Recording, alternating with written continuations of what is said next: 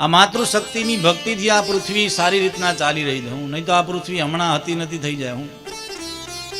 અને બીજું કે આ ધરા ઉપર આ પૃથ્વી ઉપર આજે પણ દિવ્ય સંતો પડ્યા છે. અનેક સંતો છે.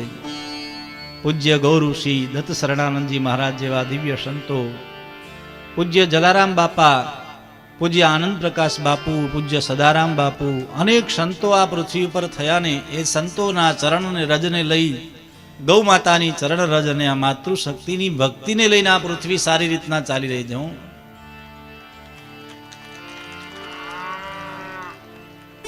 કેટલી ભક્તિ, કેટલી શક્તિ એમની, સહન શક્તિ સાથે પણ ભક્તિ. અને વડીલો તો બે ચોટે બેઠા બેઠા મોટી વાતો કરશે પણ ભગવાનની રામધૂનમાં જશે નહીં. પણ યાદ રાખો, ભગવાનનું નામ લેવામાં શરમ આવી જોઈએ.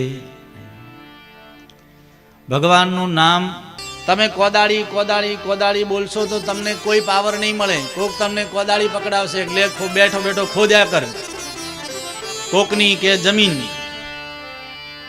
પણ તમે રામ રામ રામ રામ રામ બોલશો તમને બળ મળશે, પુષ્ટિ મળશે, તમારું કલ્યાણ થશે, તમારા પરિવારનો શ્રેય થશે. ભગવાનનું નામ ભાય કુભાય, ભાવથી લો કુભાવથી લો, આળસમાં બગાસું ખાતા ખાતા લો, પણ ભગવાનનું નામ લીધેલું હંમેશા મંગલ કરશે. એ એળે જશે નહીં, એનું ફળ તમને મળશે. તમે નામ લીધા કરો. ઘણા બહેનો માતાઓ વડીલો કહેતા હોય, મહારાજ અમે તો ભગવાનના કેટલા નામ લઈએ, કેટલા જપ કરીએ, અમને ફળ મળતું જ નથી. પણ સજ્જનો યાદ રાખો, ગઈકાલે પણ મને કીધું હતું કે ગણવાની કોઈ જરૂર નથી. એનો દરબાર એવો છે કે બધો હિસાબ રાખે, એ ગણ્યા કરશે. અને એનો હિસાબ એટલો ચોખ્ખો છે. ભગવાન દ્વારિકાધીશ શેરડી ખાતા હતા, આપણે બધા કથા સાંભળેલી છે. અને એમને હાથમાં આંગળીમાં વાગ્યું. બાજુમાં બેઠેલા દ્રૌપદીએ પોતાના સાડીનો પાલવનો ટુકડો ફાડીને આપ્યો. ભગવાને એના તાંતણા ગણ્યા. કેટલા હતા? 999 તાંતણા ગણ્યા. અને જરૂર પડી ત્યારે ભગવાને એની લાજ રાખી. ભગવાનની ગણતરી બહુ ચોખ્ખી થઈ, એનો હિસાબ બહુ ઉત્તમ છે. પણ ફળ આજે નહીં તો કાલે મળશે જ, એ નિષ્ફળ નહીં જાય. ચલો હું આપણી ભાષામાં તમને દ્રષ્ટાંત સમજાવું. આપણે ત્યાં ગામડામાં પહેલા અનાજ ભરવા માટે શું રાખતા હતા? કોઠીઓ રાખતા હતા. હા, મોટી મોટી કોઠીઓ. હવે તો કોઠીઓ ગાયબ થઈ ગઈ ને. માટીની કોઠીઓ બનાવતા હતા. અને ઘણા બહેનો માતાઓને જાતે આવડતી, જાતે કારીગર થઈને જાતે બનાવતા. મોટી કોઠી હોય અને ઉપર ઢાંકણું હોય, નીચે કાણું હોય, ઉપરથી અનાજ ભરવાનું. અને જરૂર પડે પેલું કાણું હોય ત્યાં કપડાનો ડૂચો રાખે, જરૂર પડે એટલા ગાઢી ઘઉં અને દળવાનું. ઘંટી પાછી ઘરની હોય. હવે તમે જુઓ,